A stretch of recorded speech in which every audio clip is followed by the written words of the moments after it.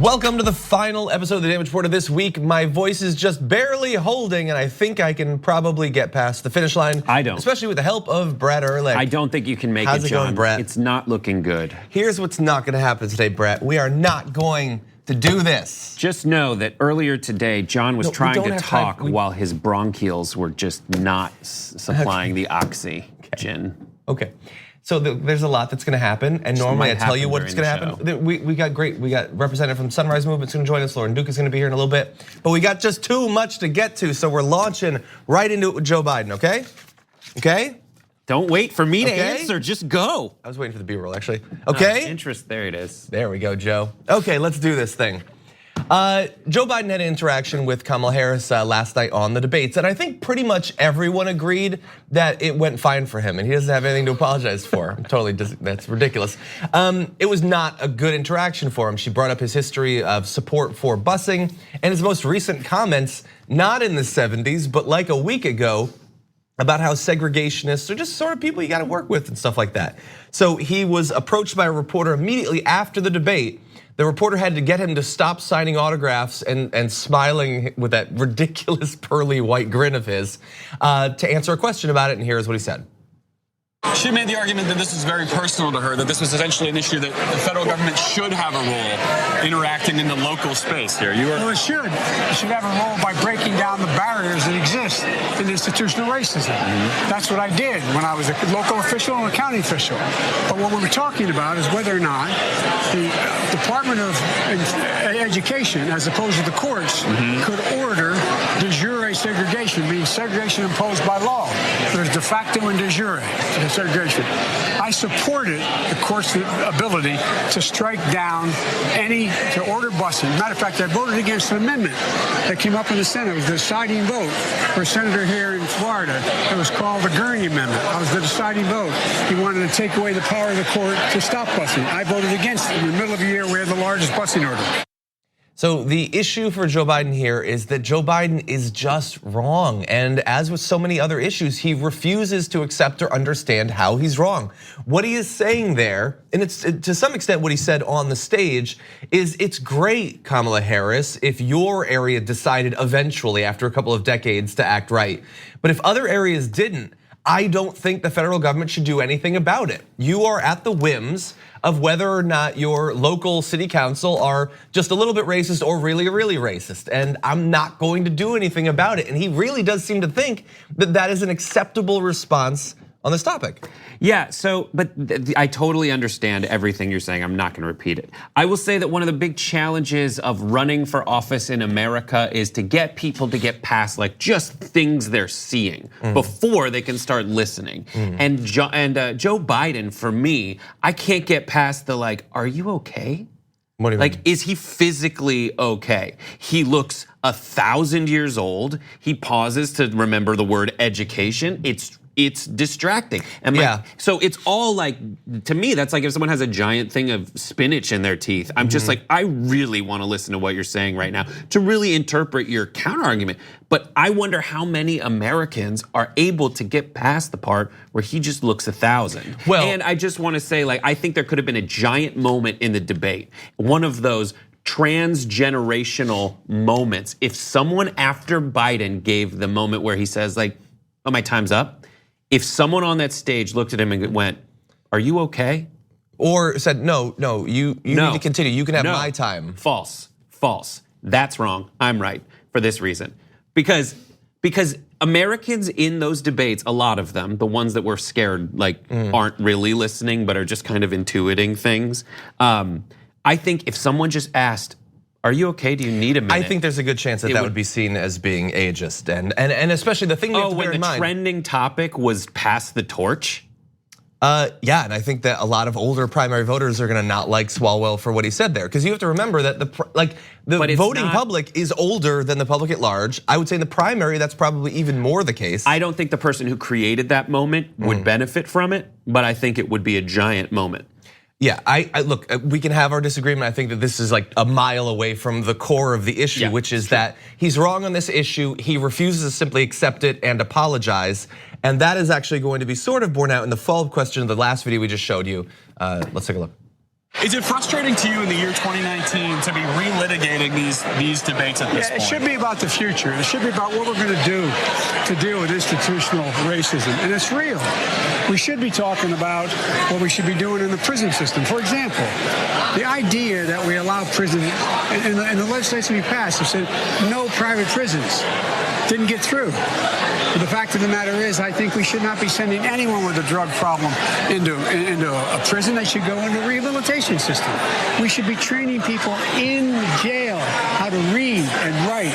When they get out, they not only should have their rights restored to vote, they should all their benefits available to them, Pell Grants and so on. So we're going at this backwards.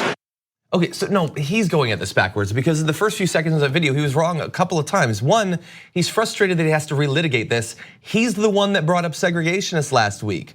He says we should be talking about the future. You are constantly talking about the past, occasionally the 70s, but generally you're just talking about how things were under Barack Obama. You are one of the only candidates on the stage not focusing on the future and presenting a positive agenda for what you hope to achieve if you become president. You represent the, hey, let's just get back to how things were back in 2012. Weren't things great then?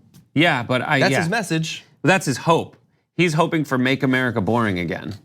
Like he's like, it's like when you watch, I tried to watch every episode of, what's the zombie one? Of Walking Dead. And I was just like, I can't feel like this for this long all the time. I want to watch cartoons. Can we just go back to watching cartoons? Put on the Big Bang Theory. But what people are pointing out is like, okay, if we were to go back to watching cartoons or we just want to make America boring again, it was boring for you. It was boring for like suburban white people, and suburban white people liked it because it was fine. But the boring, happy, romanticized version of the past is a horror show as far as civil rights are concerned. Exactly, and that's another thing that he simply does not get. Okay, but there was other stuff going on at the debates, and I do want to turn to an interesting topic that came about later last night. Andrew Yang was present at that second debate, and you might have noticed that you didn't hear much from him, and he actually has a theory for why that was. Take a look at him talking with a group of what it seems like his supporters later on last night. And there were also a few times, FYI, where I just started talking, being like, hey, I'd like to add something there, and my mic was like, not on. Like, it's not like if you just start talking, like it all of a sudden like takes over the convo. It's like I was talking and like nothing was happening, and it was like, oh. So that happened a bit too. When they ask other questions, you should jump in to answer the question. No, I agree, and like again, like there were times where I was like, hey, I wanted to make a contribution on climate change or education or other things, and like my mic didn't work. Like your mic's actually not on, and so I would just start talking, and then like the moderators would just like ignore and it doesn't matter. So the moderators have a fair amount of power and authority, including someone in production is like turning on a mic or not. So yeah, I can imagine that would be incredibly frustrating. And people have also shared one or two videos where you can, the camera's not really on him, but you can see him in the background, and it does look like he's attempting to get in, but you don't actually hear his voice. Right, and they never went, they went to him once. Yeah. Once, ever, was like a question directed at Andrew Yang. It was very early on, he said that, and then they came back to him for closing statements. You mean like directly going in? Directly going in. They went to Marianne Williams, it was once. Yeah. To my, I don't know, I kind of had other stuff to do. But when he talked to Cenk after, and you can see that it's posted on the Young Turks YouTube channel, they did a little back and forth. And he said he was happy because he's already crossed some thresholds that get him in the next two debates, or at least he's on track to do it. So in his words, he has 3 more bites at the apple or 2 more bites at the apple. Yeah, but I mean, what is the bite gonna be if they again don't ask him questions and don't let him cut in? It's gonna be hard to really break out if you're being hemmed in that way. I do, yeah.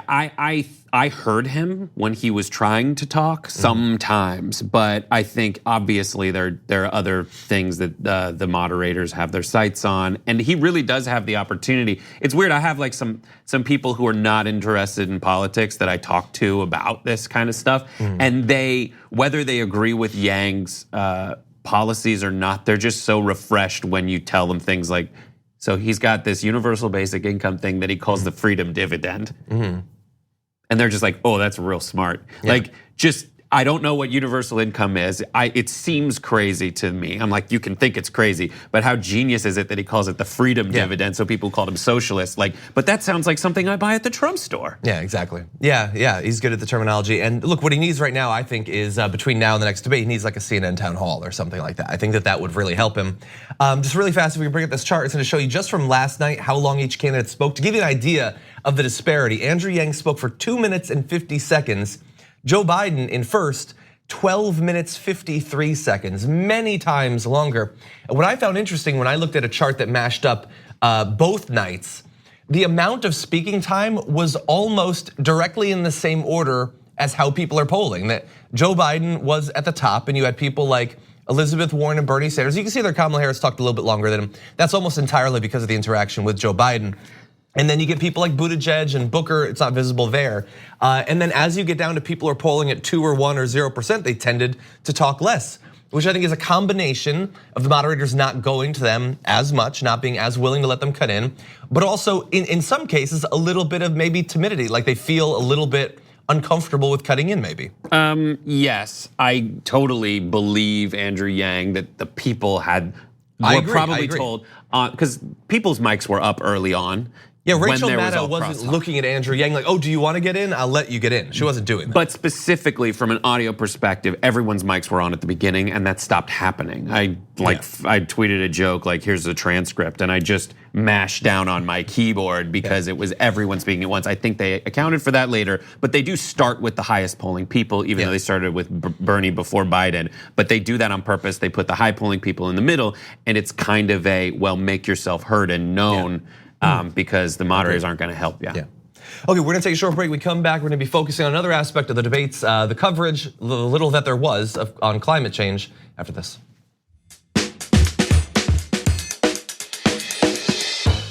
We need to talk about a relatively new show called the Republic, or UNFTR. As a Young Turks fan, you already know that the government, the media, and corporations are constantly peddling lies that serve the interests of the rich and powerful.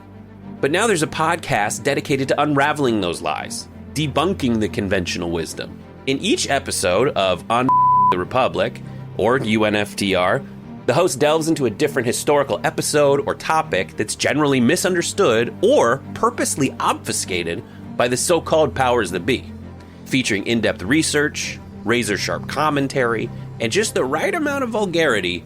The UNFTR podcast takes a sledgehammer to what you thought you knew about some of the nation's most sacred historical cows. But don't just take my word for it. The New York Times described UNFTR as consistently compelling and educational, aiming to challenge conventional wisdom and upend the historical narratives that were taught in school. For as the great philosopher Yoda once put it, you must unlearn what you have learned. And that's true whether you're in Jedi training or you're uprooting and exposing all the propaganda and disinformation you've been fed over the course of your lifetime. So search for UNFTR in your podcast app today and get ready to get informed, angered, and entertained all at the same time.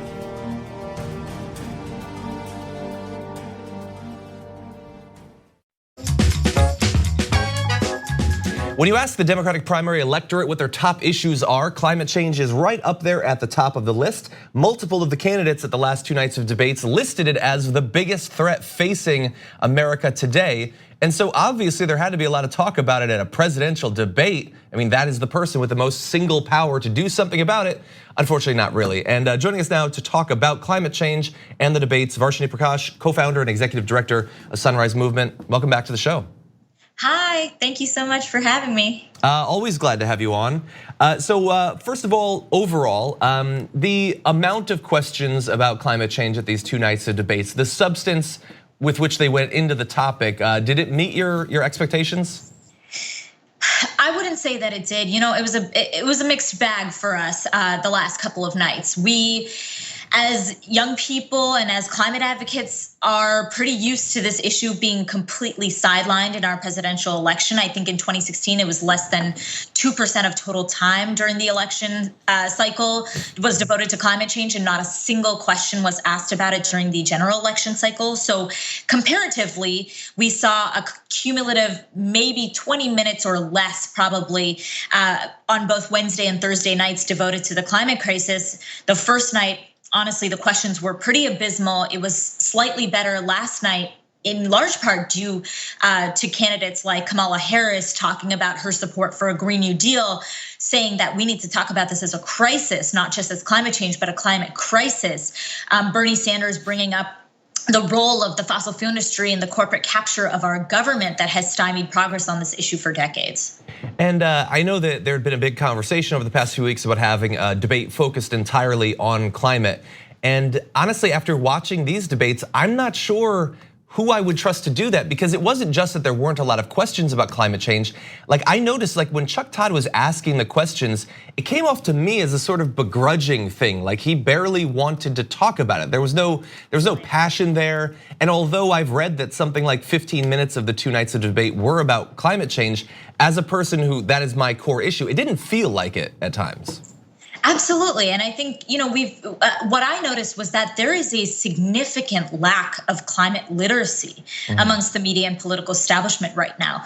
Every single one of the issues that was discussed, whether it was immigration, whether it was the economy, whether it was racial justice and increased mass incarceration, all of those issues are deeply, inextricably intertwined with the climate crisis. And so for folks to sort of relegate it to the realm of environmentalism and talk about it about an hour and a half in every night, long after many of the young people that I was watching these debates with had curfews and had to go to bed, was deeply disappointing. And I think there's a lot of work to be done. So did any of the responses, did any of the candidates stand out on this issue for you? Yeah, I think in particular last night, I was blown away by Kamala Harris's performance just broadly across the board. Obviously, there was that remarkable moment between her and Joe Biden where she called him out for his his racist history.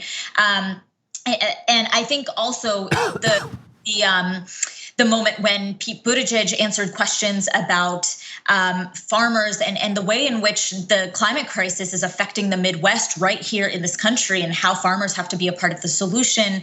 And Bernie Sanders as well really stood out. I would say on Wednesday night, Elizabeth Warren, just minutes out, was connecting the climate crisis to the broader issue of building economic power as Americans, and also investing big in green technology, was calling out the role of the fossil fuel industry in corrupting our government as well. And I thought we saw Jay Inslee, Beto O'Rourke to a certain degree, and also Julian Castro really come out shining as well. Yeah, I did. I found it interesting. I was watching Jay Inslee, to see how strongly is he going to push on this sort of core issue in his candidacy. And it was interesting that when asked at the end to list the biggest threat to America, he didn't say climate change, others did. Yeah, it was interesting too. I was kind of surprised by that. I think we would have also liked to see from these candidates a little bit more. Almost all of them support the Green New Deal, and Kamala Harris was one of the folks that actually came out and said it. And I was hoping to see from many of these other candidates like Bernie Sanders, Jay Inslee, Elizabeth Warren, some explicit support for the Green New Deal, considering that it really aligns with so much of the economic vision that many of them are putting forward as well. So we've been talking about a climate-focused debate. I guess the hope was, if we're not going to have that, hopefully they'll take it more seriously in the debates. To some extent, the moderators did, although not much. I saw after, I believe, the first night, I think it was Chris Hayes tweeted about now he does think that we might need one, and I tweeted to him, "Hey, you're in a position to possibly talk to management about that." Yeah, thanks. So what do we do? What do we do after this? What does the Sunrise Movement do to either get that debate or make sure that we don't have a repeat of this experience the next couple of times around? Totally. Well, look, young people have been turning up the heat for weeks, in fact. The DNC has been giving us all sorts of excuses, saying that it's impractical, saying that the climate crisis is a quote unquote single issue that doesn't merit its own debate, saying that it's against the rules. I will say, as a young person living in America right now, considering that the entire planet is about to be on fire, I couldn't care less about the rules, and we're making that clear. So young people have been camped out and sitting in at the DNC headquarters in DC all week. Actually, they slept out multiple nights, held debate watch parties on the steps of the DNC as well, and are continuing the call for weeks to come. We're going to only elevate this campaign to call on the DNC for a climate debate, and more voices are joining us from not only climate organizations, but groups like Move On and United We Dream and the NAACP and more. You know, while I have you here, I wanted to get your brief reaction to a story we're going to be covering in depth a little bit later on the show. I'm sure you're aware about the massive, deadly heat wave that's striking Europe right now. You've probably also seen the big wildfires in Spain that I read were apparently caused when a massive pile of manure self-ignited because of how hot it was. Those wildfires have already killed 2 people. So as someone who's very worried about how this is proceeding internationally, what do you think about what Europe is currently experiencing? I mean, it's just, one more example of how we are careening closer and closer to climate catastrophe. And this isn't an issue 30 years from now. People are experiencing it in this moment. The West Coast is on fire. We're seeing the fires just minutes from Miami. It was very poignant about it. I think what was even more hurtful about how little time the climate crisis received on the stage at the debates was that it was taking place in Miami. Yeah. A location that will be literally underwater in mere decades if we don't do something significant right now. So I think, it's incumbent upon all of us. We know that the folks like the DNC and institutions like that are never the leaders in moments like this. They're always the followers. It's incumbent on young people who will be the directly impacted by the climate crisis to step up and raise our voices in unison, because I think that's the only thing that's gonna change the political tide in this country. Well, Varshini, we always appreciate having you on. Thanks for taking out time to respond to the debates, and hopefully they'll take it more seriously if that's gonna happen. Unfortunately, a lot of it is on activists like you, so go get them. But if you want to join us, go to sunrisemovement.org, because that campaign is in full swing right now, and we need every help that we can get. I couldn't agree more. Thank you again. Thanks for having me. Want to take a short break. We come back. Donald Trump is abroad meeting with Vladimir Putin. We're going to talk a little bit about some of the subjects that were raised during that meeting after this.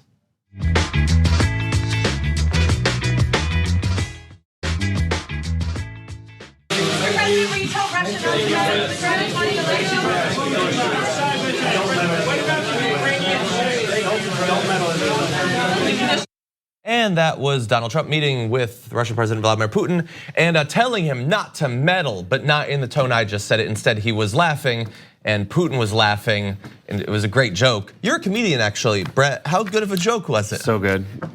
I know it's funny. This is not a laughing matter. That's how funny it was. It killed. I'm just happy he solved it. He did it. He did He did it. He was asked to whether they'd meddle, and he basically told him not to meddle. So now it's not a problem. Yeah. This is one of those moments where it's like, I didn't learn anything new. It's just like, oh, it stinks more like fart in here, but it already stank like farts before. Yeah. Now it's the same smell, but it's moister and warmer. And I can smell like a specific food they ate, but I was disgusted before, and now it's like that plus like, I don't know, falafel. Yeah, like you're just like, ugh. Look at the smile on his dumb fascist face. But what is he supposed to do? Well, here's the thing that I learned. Donald Trump is basically a genie. If you're going to wish something, you have to be very specific or he'll screw you over. Right. You didn't didn't say it in a way people would pay attention to. Yeah. Don't mock the idea that the American people should be able to depend on the fact that their vote will actually be counted and will matter for choosing their elected representatives. Right. Here's what is specifically wrong with it. he, in doing this like strange half resign, like don't meddle in the election, what he wants to do is be like, all right, what do you expect me to do right now? Get up and be like, you, sir, with fire and damnation, I say, do not meddle in my elections. No, he's like, don't meddle in our elections. What am I supposed to do? But in doing that, he acknowledges just how little he cares about this and how weak he is. He doesn't stand up to a guy that everyone knows is just a bully fart. Yeah, here's the thing. Could you defend the security of American elections with 1/10 the vigor that you defend a drone that got shut down? Like, if you can get pissed off about that, if you can get all like, oh, I'm gonna do something, I'm like, can you pretend that it matters? And we know that it doesn't. As you said in the beginning, this isn't news. We know that he doesn't care. We know that he's blocked any both internal or international efforts to do something to make sure that Russia or China or whoever doesn't mess with our elections. And by the way, I know that it's not often stated, but if an international actor can do it, a big corporation, a tech company could do it hypothetically. They've got the expertise, they got the manpower and the money. Like, we should worry about all of this, but we have put into power people who feel like, for whatever reason, a lot of people just have this weird block where if you talk about anything related that seems like it has something to do with the 2016 election or Trump or Russia, all their sense goes out the door, all their values go out the door, and you're not allowed to talk about any of this. But I care about elections, and so I'm gonna keep doing it. Yeah, I think he could say things like, oh, he can try. But we have put things in place to keep that from happening. But he can only say that if it's true, and he hasn't. Yeah. Here's my solution: get him out of office. That's the best way to do it. It's just a little bit harder to do it when he's gonna have the sort of help he's gonna get. But there's a second video, so let's move on. They had other fun things that they talked about. You don't have a problem in Russia. We have. You don't have. You might have.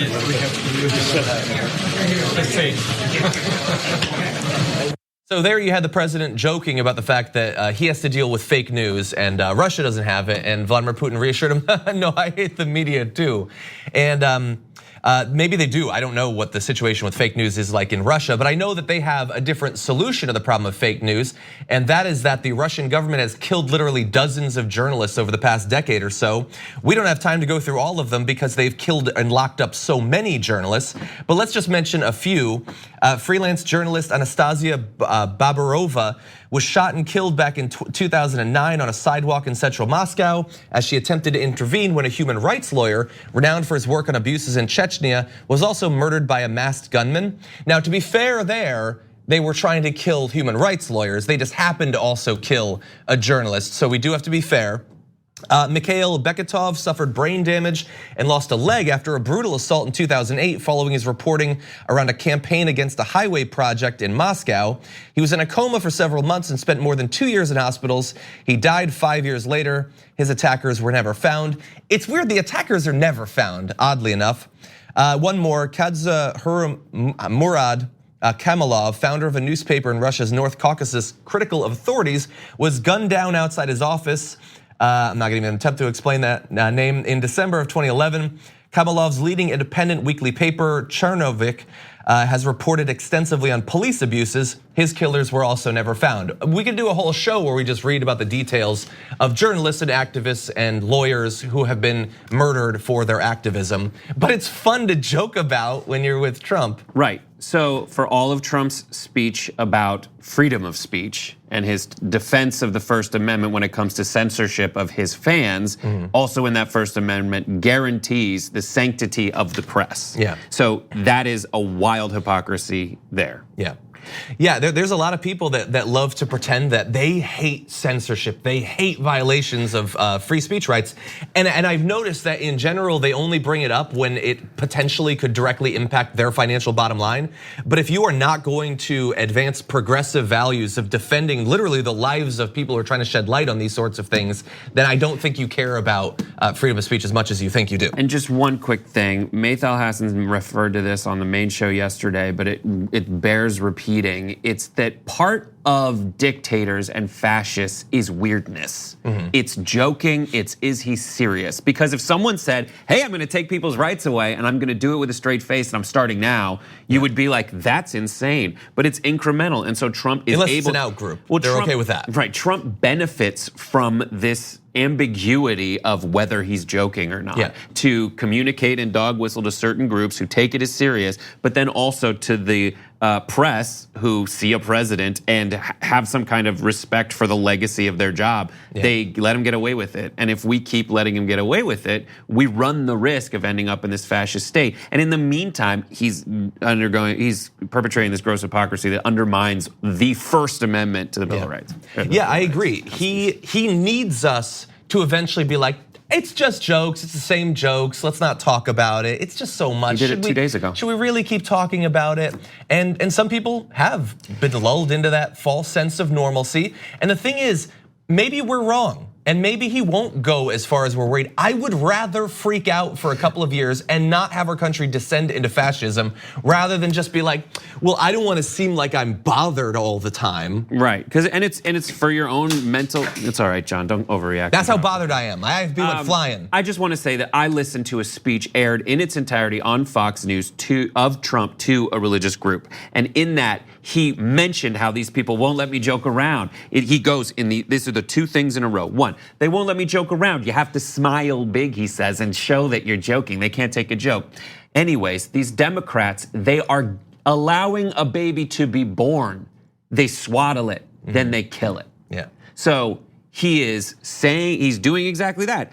Give me some leeway with the truth because I might be joking, and then he's lying. Then lying. And he can't do that. He cannot be allowed to do that. I agree. Okay, we're gonna take a short break. When we come back, Lauren Duca is gonna be joining us, give a little bit more reaction to this first round of debates after this.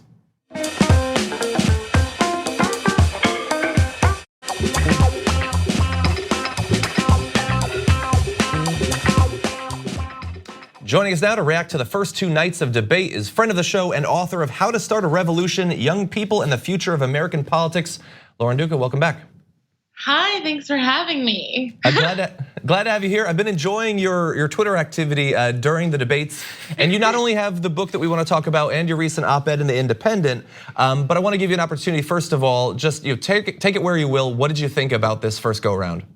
I mean, I'm honestly really energized. I think that if we look at this conversation and the things that are seen as baseline in terms of immigration and healthcare especially, but across the board, what is possible and kind of the parameters that define that have really radically changed. And the standard that Joe Biden is held to, kind of in keeping with this race and this divide of, do we want big structural change? Do we want to build a new system, or do we want a return to the status quo and the before times?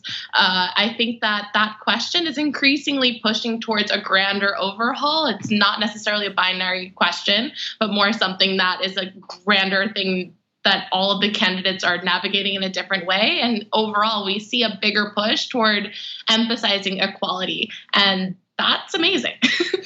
And I think Biden's probably the best example of one of those sort of philosophical approaches to this candidacy. He's not the only one, of course. I would say that someone like Delaney probably is in the same sort of camp, Hickenlooper for the most part, and others possibly too. I want to read one line from your recent op-ed. Okay. You said, America is in the midst of a political awakening moment and it is irreversible. But some of them are trying to reverse it. Can they? They might not succeed at that, but can they succeed in getting elected as that process is going on? I think that the biggest, most powerful shift that has happened since the 2016 election is a total new alignment in the way we think about politics. And it happened for me where I was totally on board with the Biden-Obama bromance. And I had rose-colored glasses on, frankly, for Obama's presidency. I think there's been a grander reckoning in terms of what we count as acceptable, extending to neoliberal nonsense, and what counts as exciting at this point is not something that Joe Biden has on offer. John Delaney definitely falls in that camp. Amy Klobuchar is definitely more of a moderate as well. And the way John Delaney puts it is, saving what's working and fixing what's broken. And it's about these little repair jobs on a system that I believe Donald Trump is the symptom of the disease, that is ailing our democracy. And that's kind of the big stance. Do these candidates want to treat him as if he is an anomaly? And I think this awakening moment is about not only reacting to the atrocity of his win, but thinking critically about our role in government that is supposedly by and for the people, and the responsibilities that are required of us in that. So there were 20 candidates. We've talked about a few. Is there anyone else that that you hadn't previously been thinking seriously about, but now you find yourself more interested in? Is there someone who stands out as having done the most to benefit their chances at this point? I thought Julian Castro was absolutely stunning. The precision with which he centralized the question of criminalization of immigration, making that a specific litmus test, bringing Section 1325 to the fore and not allowing for any ambiguity on that question was absolutely fantastic. I don't know that he's necessarily a front runner as a serious presidential contender, maybe more of an issue candidate, but that was an extremely, extremely successful use of the debate stage. And I think that he's going to be in the conversation in a much more prominent way. And, meanwhile, Beto looked like he had just been in a car accident. So I'm not really sure. But if there's a Texan now, it's for sure Castro. Okay, so we're gonna check in on Beto, make sure that he's okay. Some of the damage of a car accident might not manifest for a day or two. Chocó su carro en la pared. Did anyone else, in your view at least, do significant damage to their chances? Did anyone else kill their candidacy?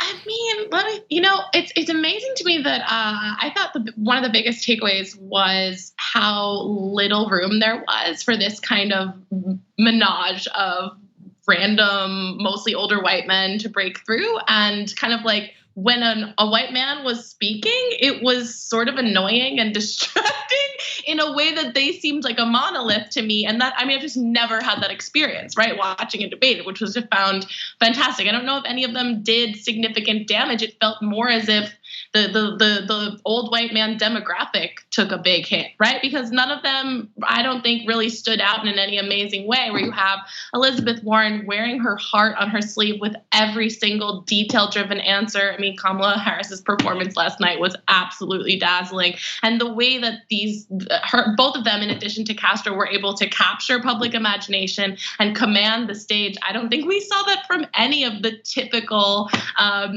frontrunners, and that's really exciting.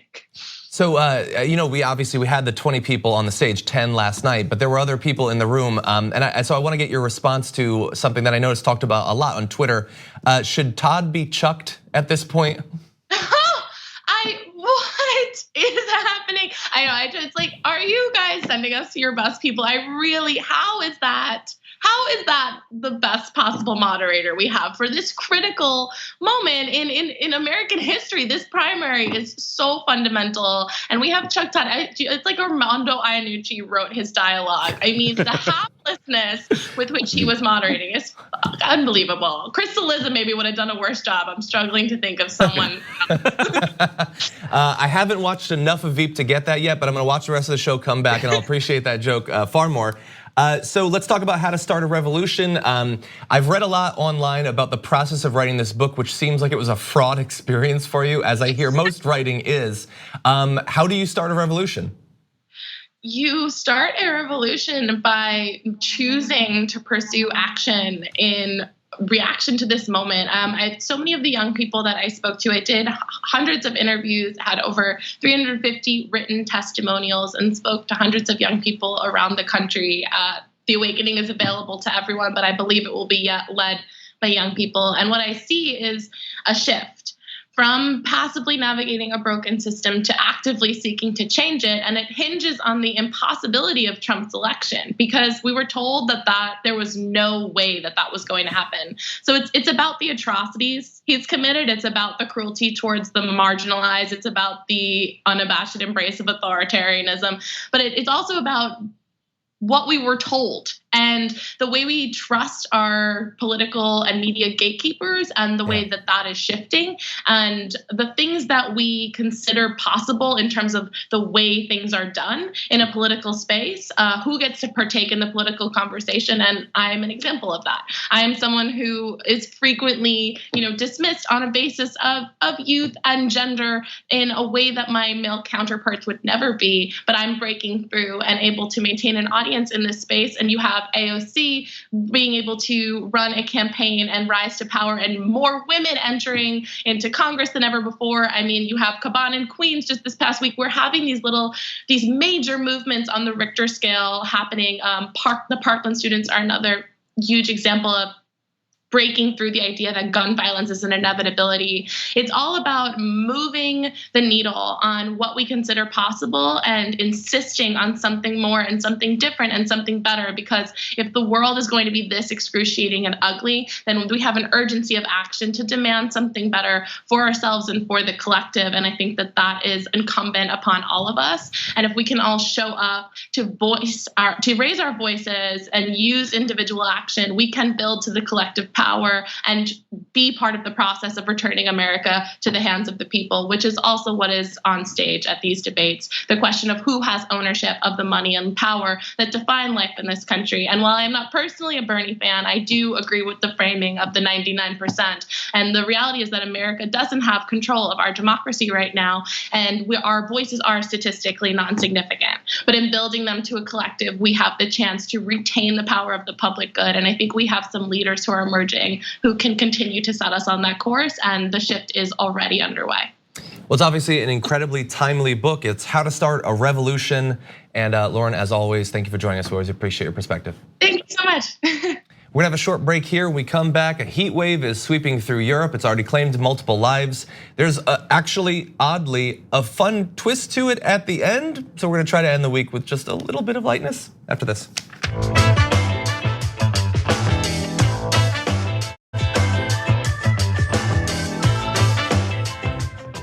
It really can't be said enough. Climate breakdown is not a problem for the 2030s, the 2040s, or the 2050s. It's something that we're experiencing every day. And today and throughout this week, Europe has been experiencing with a massive heat wave that has already claimed multiple lives. Take a look at this chart. We're gonna show you a heat map of Europe. And I understand that each of those countries is very small. You can't see the particular numbers, but that shows that spiking temperatures are happening throughout Europe. And in those areas, you have a lot of places that are simply not set up. The populations are not set up to deal with these sorts of increases in heat. And especially in the cases where the heat is leading to things like wildfires. For instance, 2 people have already died from heat in Spain. And just to give you a brief historic thing, this is not just something that's happening right now. The number of heat waves in France has doubled in the past 34 years. It's expected that it's going to double again before 2050. I can't read your tone on this. It's a good thing?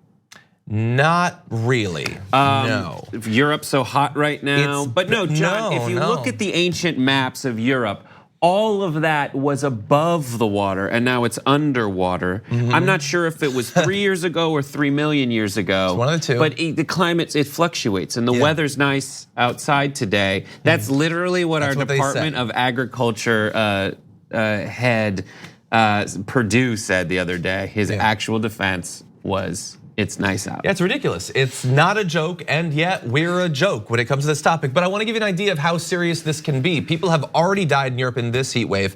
The heat wave back in the summer of 2003 in Europe killed at least 30,000 people, causing $13 billion euros in financial damages.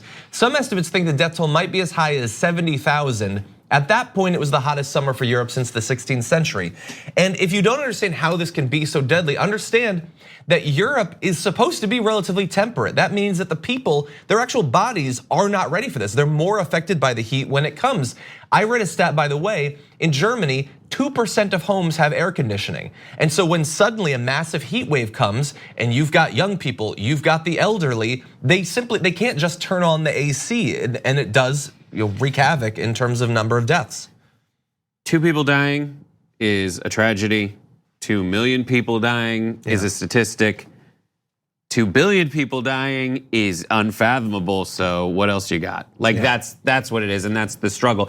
And that's, I think, what plays out in the debates also. Like what you're doing by doing this segment is trying to communicate to people, let's actually take this seriously, because you're trying to put it in the statistic category as opposed to the I can't even wrap my mind around that category. But what works against us in these situations, especially as it relates to the debates, is they don't know, as Lauren was talking about, the moderators know how to take a debate and put it through the filter of what they have been filtering it through for years. They just literally have not figured out how to do that. I think if you look at moments like this where you're saying, okay, we have people dying today and now due to heat wave, the only thing that's missing is the who's winning, who is the hero, how do I become that hero? She was on earlier today on the show. Or who do I rally behind? It is people like Varshini. Yeah. So really fast, you're right, stats I think should tell the tale, but they don't. That's not what gets people's attention. So I've got something else for you. They're experiencing a massive wildfires in Catalonia, a blaze the worst in the last 20 years that could double in size already. It's already the worst, could double in size. Do you want to know how that fire started? Authorities said the fire likely began when an improperly managed pile of manure self-combusted in the heat, causing sparks. Climate breakdown is so bad that our poop is setting on fire, okay? I want John and I to do a field piece where we go learn how to properly manage a pile of manure, so this kind of stuff doesn't happen. No, we're gonna do a field piece where we just keep a camera on a pile of manure and wait for it to explode. Instead of MOS, which is man on the street, it's POS. I got it. I got it. Thank you as always. That was fun. Thank you everybody. We're gonna be back next week. You know what happens. We'll see you then.